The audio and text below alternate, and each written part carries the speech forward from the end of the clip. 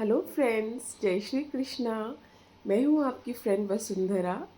मेरी तबीयत थोड़ी ठीक नहीं है, इसलिए please don't mind my voice. आज ना हम एक बहुत इम्पॉर्टेंट टॉपिक पर बात करने वाले हैं, नॉर्मल डिलीवरी। हम सब जानते हैं कि नॉर्मल डिलीवरी कितनी फ़ायदेमंद होती है, बच्चे के लिए भी और माँ के लिए भी।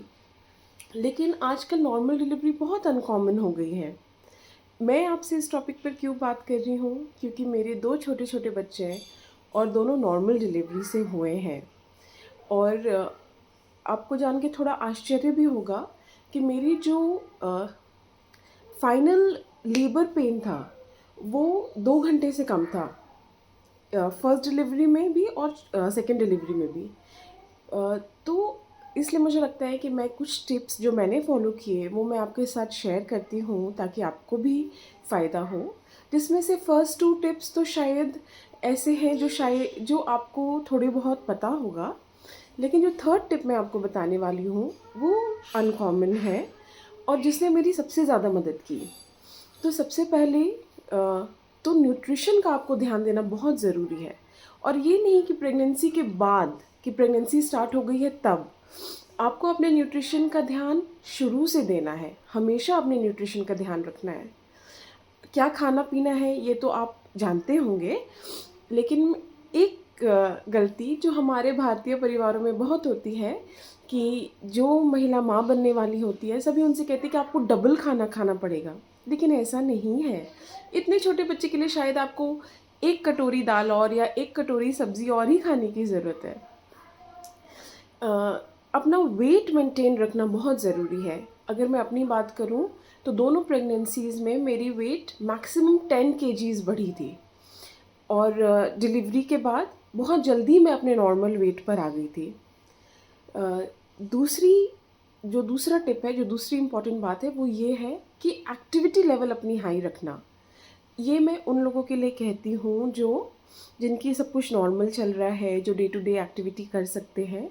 अगर कोई भी इशू है और डॉक्टर आपको रेस्ट करने के लिए बोलते हैं तो ऑफ कोर्स आपको रेस्ट पे ध्यान देना चाहिए। तो अपनी एक्टिविटी लेवल हाई रखें। कुछ नहीं तो घर के काम, जो छोटे बड़े घर के काम होते हैं उसमें लगे रहे। वॉक ज़रूर करना चाहिए। ऑफ कोर्स हेवी एक्सरसाइजेस तो नहीं कर सकते हैं प्रेगनेंसीज़ के टाइम। तो ये दोनों टिप्स तो शायद सबको पता होती है, लेकिन थर्ड और मोस्ट इम्पॉर्टेंट टिप जिसने मुझे बहुत हेल्प किया मेरी नॉर्मल डिलीवरी में वो है माइंडसेट।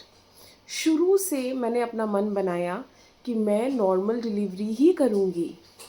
हर बार आप खुद को, जैसे ही आपको पता चले कि आप प्रेग्नेंट हो, आप हर रोज़ कम से कम 10 बार खुद को कहो मेरी तो नॉर्मल डिलीवरी होगी, मेरी तो नॉर्मल डिलीवरी होगी। जब आप अपना माइंड मेकअप कर लेते हो तो बॉडी अपने आप तैयार हो जाती है। इसलिए मेंटली खुद को प्रिपेयर करना सबसे ज़्यादा ज़रूरी होता है। फ्रेंड्स, ये मेरे 3 इम्पॉर्टेंट टिप्स थे जिससे आपकी बहुत मदद हो सकती है नॉर्मल डिलीवरी में। नॉर्मल डिलीवरी के बाद माँ को और बच्चे दोनों को बहुत आराम होता है। Thank you for watching till the and. ये वीडियो में ख़त्म करने से पहले आपको एक बात कहना चाहती हूँ कि मैंने JNU से अपनी पढ़ाई की है, मैंने JNU से PhD की है।